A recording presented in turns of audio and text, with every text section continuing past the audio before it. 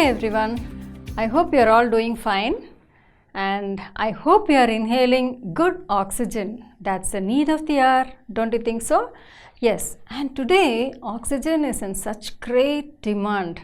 Yes, as we hear about the virus and the pandemic and everyone just crying out for oxygen and oxygen cylinders, now it is as environmentalists, it is our responsibility to take care of our air, because this is the air, this is the source of oxygen that we need, and it's fully polluted.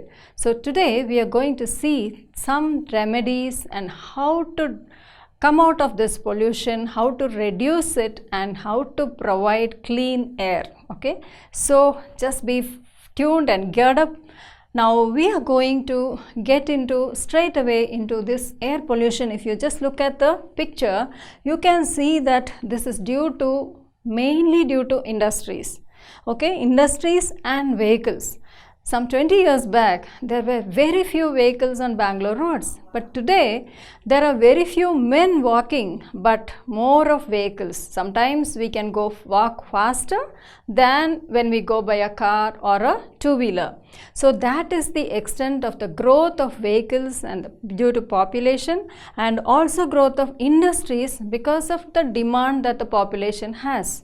Okay, but as a result of that, if you see, there are so much of poisonous gases that are being emitted every day, every second, every minute, and it's going beyond remission. Okay, so that is where we need some technical devices and some methods to bring it down. And so today we are going to see some of the technical methods that can reduce this air pollution.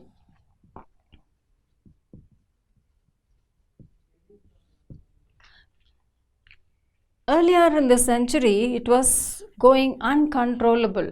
So now we are coming forward with more and more technical methods, and the first one that we have is cyclone separator.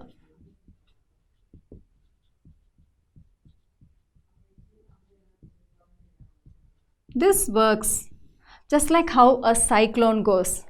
If you have seen a whirlwind or a tornado, you know how it goes so fast. Okay, so here what we do is, this is a cyclone separator, and we just pass this dirty, impure air that comes through the industries, that comes out of the industries into the cyclone separator, and this starts whirling at great speed. It is like the centrifugal speed, centrifuge, where it starts working so fast, and as a result, all the dust and the dirt particles, they will come and settle down at the bottom while the clean air is let out. So this is how the cyclone separator works. And but this efficiency of this is about 50 to 70%. And only larger particles can be removed, and the smaller particles still escape along with the clean air. So that's how this works. Now the next one that we have is wet scrubber.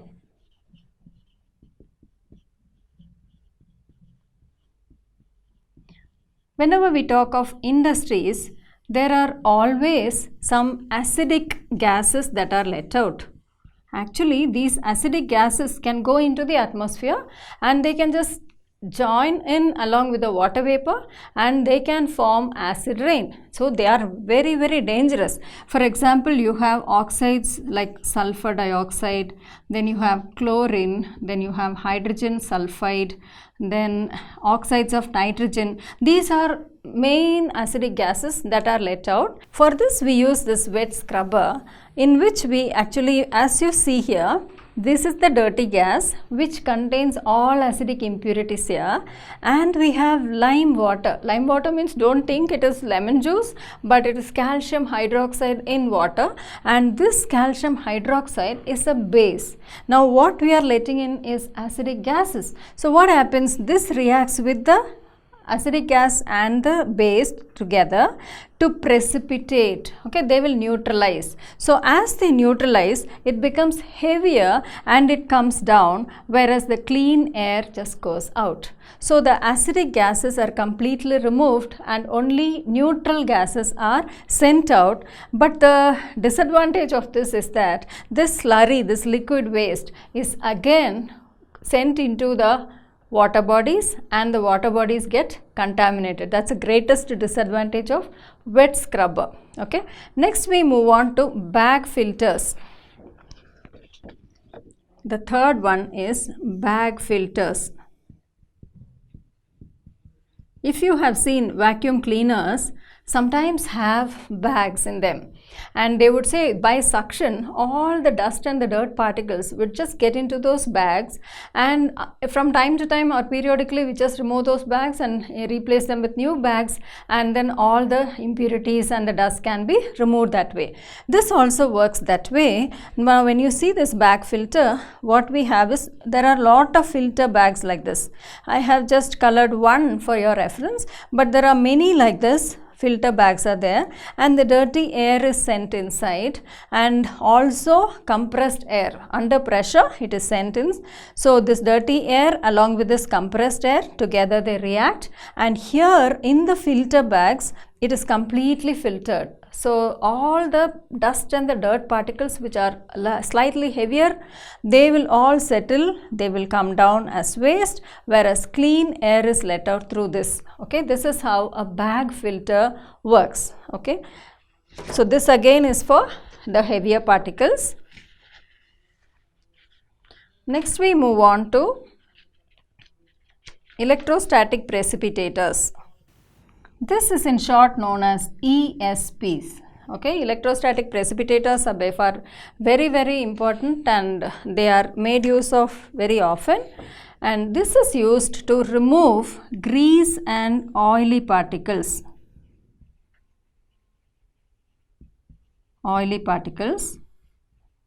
Not only that, now when you talk about grease and oil, it's something to do with wet impurities.